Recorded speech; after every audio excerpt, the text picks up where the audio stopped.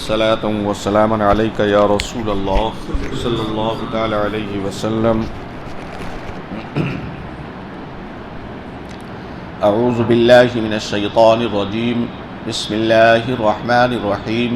یعلم ما بین ایدیہم وما خلفہم ولا یشعرون الا لمن ارتضى وهم من خشیتہ مشفقون ومن یقول منہم انی الہ من دونہ فذلک نجزیہ جہنم کذلک نجزی الظالمین. وہ جانتا ہے جو کچھ اس کے سامنے اور جو کچھ اس کے پیچھے ہے، یعنی وہ بخوبی جانتا ہے جو کچھ اس سے پہلے وہ کر چکے ہیں اور جو کچھ اس کے بعد کریں گے. چنانچہ وہ فرشتے نہ درخواست کریں گے اور نہ شفاعت کریں گے بجز ان کی جنہیں اللہ تعالیٰ نے پسند فرمایا، یعنی جس کی شفاعت خدا پسند فرمائے یا جو خدا کی پسندیدہ کلمہ توحید کا اقرار کرے اور لا الہ الا اللہ محمد الرسول اللہ صلی اللہ تعالیٰ علیہ وسلم کی تصدیق کرے.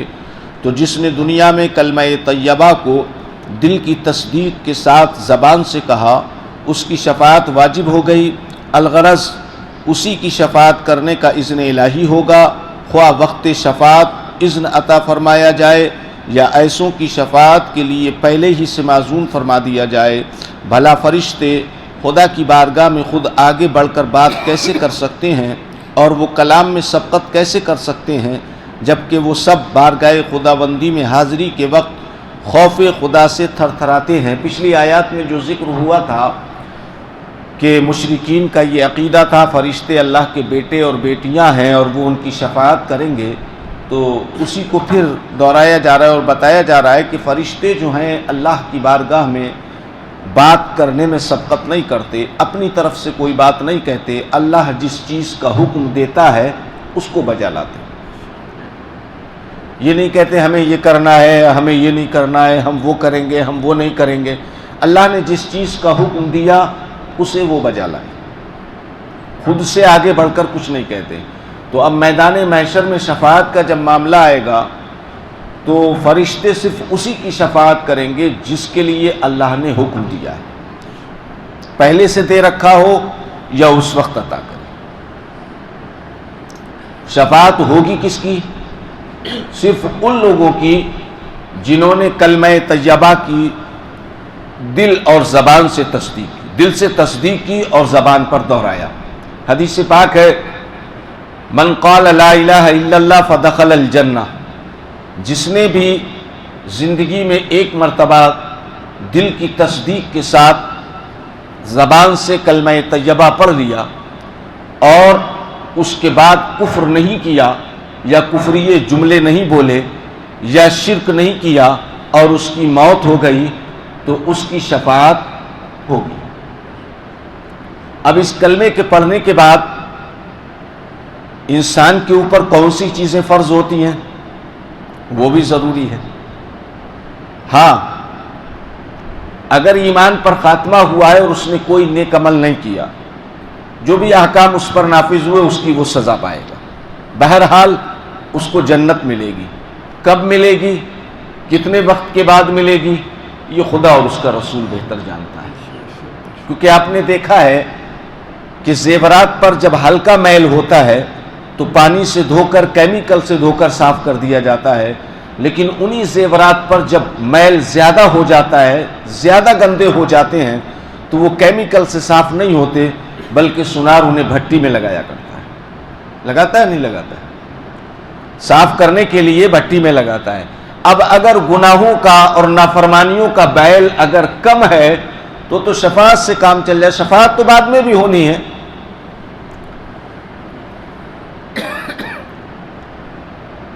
بغیر جہنم میں جائے ہم جنت میں چلے جائیں گے، اور میل اگر زیادہ ہے تو کچھ وقت کے لیے جہنم کی بھٹی میں ڈالا جائے گا.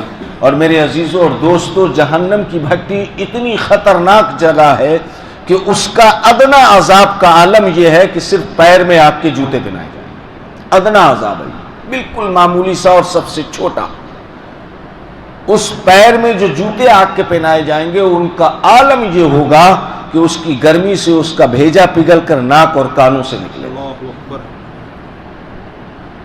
تو اب مجھے بتائیے، یہ ادنے عذاب کا معاملہ ہے، اگر انسان کو پورا جہنم میں ڈال دیا جائے تو اس کا کیا عالم ہوگا؟ اس کے تعلق سے یہ بتایا جاتا ہے نہ تو وہ مرے گا اور نہ جیے گا، نہ تو اس کی زندگی ہوگی اور نہ موت ہوگی۔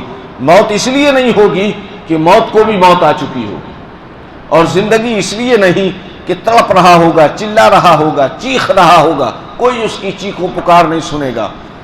پیاس کی شدت کی وجہ سے حلق سوکھ جائے گا، زبان میں کانٹے پڑ جائیں گے، 70,000 برس کے بعد اس کی پیاس کو سنا جائے گا، 70,000 برس کے بعد، جبکہ ایک دن 70,000 برس 1,000 برس کا ہے ایک دن۔ پھر دیا بھی کیا جائے گا؟ یہ پھوڑے پھنسی سے جو رسا نکلتا ہے یہ دیا جائے گا پینے کے لیے، یا جہنم کا کھولتا ہوا پانی دیا جائے گا۔ تو میرے عزیز دوستو، اندازہ لگاؤ کہ اس جہنم کے عذاب کو آپ اور میں کیسے سہ سکیں گے۔ آج ہمارے پاس موقع ہے کہ ہم رب کی بارگاہ میں توبہ کریں اور گناہوں سے، بدکاریوں سے، برائیوں سے بچنے کی کوشش کریں اور نمازیں ادا کرتے رہیں۔ فرشتوں کا یہ حال ہے کہ جب وہ بارگاہ خداوندی میں حاضر ہوتے ہیں تو خوف خدا سے تھر تھراتے ہیں، کانپتے ہیں۔ آج جبکہ اللہ شان رحیمی کے ساتھ، شان کریمی کے ساتھ، شان ستاری کے ساتھ، شان غفاری کے ساتھ موجود ہے، تب فرشتے اس کی بارگاہ میں جاتے ہوئے تھر تھراتے ہیں۔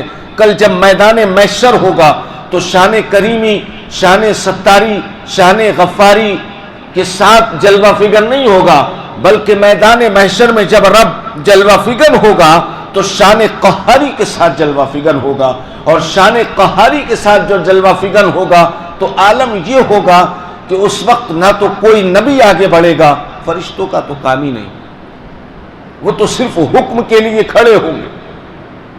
ساری امتیں اکٹھے ہو کر خدا کے عذاب سے بچنے کے لیے تمام نبیوں کے پاس جائیں گی، آدم علیہ السلام کے پاس جائیں گی، شیش علیہ السلام کے پاس جائیں گی، نوح علیہ السلام کے پاس جائیں گی، حضرت ابراہیم خلیل اللہ علیہ الصلوۃ والتسلیم کے پاس جائیں گی، موسیٰ کلیم اللہ کے پاس جائیں گی، اسماعیل ذبیح اللہ کے پاس جائیں گی، ہر ایک کے پاس فریادیں کریں گی، لیکن کوئی بھی شفاعت کرنے کے لیے تیار نہیں ہوگا۔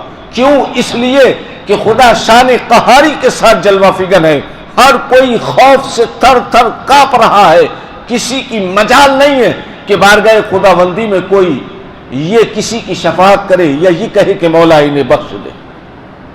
سب سے آخر میں محبوب دو جہاں صلی اللہ علیہ وسلم کے پاس پہنچیں گے، پھر سرکار ارشاد فرمائیں گے انا لہا، میں آج کے دن کے لیے میں ہوں۔ سرکار رب تبارک و تعالیٰ کی بارگاہ میں سجدہ کریں گے، روئیں گے، دعا کریں گے، تب رب تبارک و تعالیٰ ارشاد فرمائے گا اے محبوب سر اٹھاؤ، مانگو دیا جائے گا، طلب کرو عطا کیا جائے گا، تب شفاعت کا سلسلہ شروع ہوگا۔ تو جو اتنا عرصہ گزرے گا، اس عرصے میں اگر ہم گناہ گار ہیں تو ہمارا حال کیا ہوگا؟ 4 لوگ اگر مارنے کے لیے آ جائے تو پتا جو ہے وہ شوربہ ہو جاتا ہے، انسان پہ کپ کپی طاری ہو جاتی ہے۔ اگر چاروں طرف سے 4 لوگ کھڑے ہو جائیں کوئی دھاردار چیز لے کر کے یا گھوڑا لے کر کے تو کیا حال ہوتا ہے؟ وہاں تو ہر طرف سے مصیبت ہی ہوگی، نفسی نفسی ہوگی۔ تو بتائیے کیا عالم ہوگا؟ تو آج ہمارے پاس موقع ہے کہ ہم ڈریں خدا سے، خدا کے خوف سے، اس کے عذاب سے پناہ مانگیں، شیطان کے شر سے پناہ مانگیں، عذاب قبر سے پناہ مانگیں اس کی، کیونکہ یہی چیزیں ہیں جو کل میدان محشر میں کام آنے والی ہیں۔ اور یہ خوب جانتے ہیں کہ جو کہہ دے ان میں سے کہ میں معبود ہوں اللہ تعالیٰ کے مقابل، تو ایسے کو سزا دیں گے ہم جہنم کی، خواہ وہ انہی فرشتوں میں سے کوئی ہو یا کسی اور مخلوق میں سے کوئی ہو۔ تو یاد رکھو کہ جس طرح ہم خدائی کا دعویٰ کرنے والے کو جزا اور بدلہ دیتے ہیں، اسی طرح ہم سزا دیتے ہیں اندھیر مچانے والوں کو جنہوں نے خدائی کا دعویٰ کرنے والے کی پرستش کی اور اپنے اوپر ظلم کیا۔ اپنے اوپر ظلم سے مراد یہاں کفر و شرک بھی ہے اور حرام کاریاں بھی ہیں۔ حرام کاریاں بھی ہیں، تو ہمیں چاہیے کہ جہاں ہم کفر و شرک سے بچتے ہیں وہاں پر حرام کاریوں سے بھی بچتے رہیں اور خدا کے خوف کو اپنے سینے کے اندر بساتے رہیں۔ اب ہمیں پتہ کیسے چلے گا؟ پتہ جب ہی چلے گا جب ہمارے پاس دین ہوگا، ہم دین سیکھیں گے، دین کو سمجھنے کی کوشش کریں گے۔ میرے عزیز و دوستو، آج حال تو یہ ہے کہ ہمیں نماز بھی صحیح طریقے سے نہیں پڑھنی آتی۔ میں نے نماز وضو کا طریقہ بتایا تھا، غسل کا طریقہ بتایا تھا، نماز میں کیسے کھڑے ہوتے ہیں وہ بتایا تھا۔ اب اکثر ایسا ہوتا ہے کہ اگر مچھر کاٹ لے تو ہم کئی مرتبہ کھجلاتے ہیں، کھجلاتے نہیں کھجلاتے، کپڑوں کو صحیح کرتے ہیں۔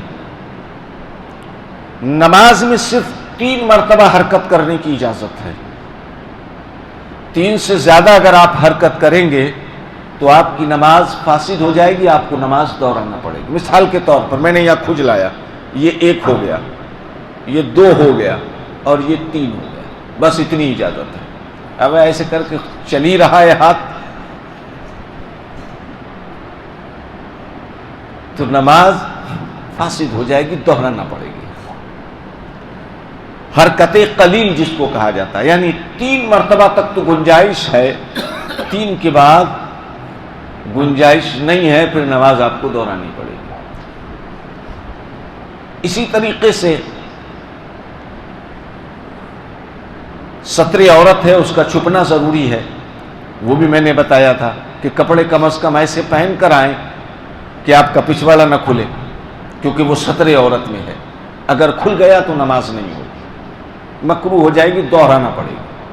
اچھا ایک چیز اور، کچھ لوگ نیچی پینٹ یا پاجامہ پہنتے ہیں، کچھ اوپر گھرس لیتے ہیں ایسے کر کے، یا نیچے پائچے کو فولڈ کر دیتے ہیں ایسے کر کے پینٹ کا، تو اس سے نماز مکروہ تنزیہی ہوتی ہے، مکروہ تحریمی، تنزیہی نہیں، مکروہ تحریمی، واجب الاعادہ۔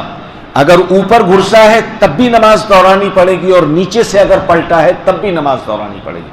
ہاں اگر ایسے ہی چھوڑ دیا جس سے کہ ٹخنا ڈھک رہا ہے تو مکروہ تنزیہی ہے، کراہیت ہے، نماز دہرانی نہیں پڑے گی، نماز ہو جائے گی۔ کچھ لوگوں کو عادت ہے پنڈلی تک کھولنے کی، اور وہ یہ حکم دیتے ہیں کہ نیچے سے فولڈ کر لو، تو نیچے سے فولڈ کرنے سے نماز واجب الاعادہ ہو جاتی ہے، دہرانی پڑے گی آپ کو۔ اور اگر آپ نے ایسے ہی چھوڑ دیا تو اس میں کراہیت ہے، یعنی برا سمجھا جائے گا لیکن نماز ہو جائے گی۔ برا، بھائی ابھی میں میلے کچیلے کپڑے پہن کر کے آ جاؤں تو آپ دیکھ کر کے برا ہی کہو گے نا، برا سمجھو گے، یار کیسا انسان ہے اتنے میلے کپڑے پہن کر کے آیا۔ اور اگر بالکل ننگا آ جاؤں آپ کے سامنے تو مار کے بھگاؤ گے آپ۔ کیوں؟ اس لیے کہ نہ ہونے پر میلے کپڑے سے ستر ڈھانکنا فرض ہے، ستر ڈھانکنا فرض ہے، چاہے وہ کپڑا صاف ہو یا میلا ہو، ستر چھپانا ضروری ہے۔ تو نماز میں ستر عورت بھی فرض ہے، اس کا ڈھکنا ضروری ہے۔ اب یہ چیز یہ اکثر کھلا رہتا ہے، دیوانے بنے ہوئے ہوتے ہیں، اکثر ہمارے بٹن کھلے رہتے ہیں۔ میرے عزیز دوستو ایک چیز یاد رکھیے، ہم دنیاوی کسی آفیسر کے سامنے جاتے ہیں تو گلا کھول کے نہیں جاتے، گلا کھول کے جاتے ہیں۔ جب ایک دنیاوی معمولی آفیسر کے سامنے ہم گلا کھول کر نہیں جاتے تو رب کی بارگاہ میں آپ کی غیرت کیسے گوارا کرتی ہے کہ مسجد میں آتے وقت، نماز پڑھتے وقت آپ کا گلا کھلا ہوتا ہے۔ یہ جو ہڈی ہے یہ اگر دکھے گی تو نماز مکروہ ہوگی، اس لیے اوپر کا بٹن لگا کے رکھیے، اوپر کا بٹن لگا کر رکھیے۔ اچھا کچھ لوگوں کے کپڑوں سے کھیلنے کی عادت ہوتی ہے، ایسے کریں گے یا ایسے کر کے نماز میں، تو میں نے بتا دیا کہ 3 مرتبہ سے زیادہ ہوگا تو نماز۔ جب نماز میں چوری بھی کرتے ہیں کچھ لوگ، چوری 2 طریقے کی ہوتی ہے، ایک تو 5G کی اسپیڈ پہ نماز پڑھنا، چوری 2 طریقے کی، ایک 5G کی اسپیڈ پہ نماز پڑھنا، اور دوسرا نماز پڑھتے ہوئے، سمجھ گئے کہ نہیں، ادھر ادھر دیکھنا۔ یہ 2 چوریاں ہیں۔ نماز کے لیے حکم ہے کہ ہم اطمینان کے ساتھ ادا کریں۔ بھائی یہ معراج ہے، رب کی بارگاہ میں کھڑے ہوئے ہیں، ہمارا کوئی بھی حرکت ایسی نہیں ہو جو رب کو ناپسند آئے۔ وہ تمام حاکموں کا حاکم ہے، ہم اسے راضی کرنے آئے ہیں، کہیں ایسا نہ ہو کہ راضی کرنے آئے تھے اور اسے غضبناک کر کے چلے گئے۔ تو ہم ان چیزوں کا خیال رکھیں نماز میں۔ اور نماز کے میں مکروہات وغیرہ بیان کروں گا انشاءاللہ، تھوڑا تھوڑا وقت لوں گا آپ کا، آج کا ٹائم تو پورا ہو گیا۔ اللہ تبارک و تعالی ہمیں اور آپ کو سب کو نیک عمل کی توفیق عطا فرمائے، علم دین سیکھنے کی توفیق عطا فرمائے، ہمیں صحیح طریقے سے نمازیں ادا کرنے کی توفیق عطا فرمائے، رب کردگار ہمیں حرام کاریوں سے بچنے کی توفیق عطا فرمائے، خالق کائنات ہمیں اپنی مسجدیں آباد کرنے کی توفیق عطا فرمائے، مولا ہمیں اپنے محبوب کے صدقہ و طفیل میں نیک عمل کی توفیق عطا فرمائے۔ وصلی اللہ تعالی علی خیر خلقہ ونور عرشہ محمد وآلہ واصحابہ اجمعین برحمتک یا ارحم الراحمین۔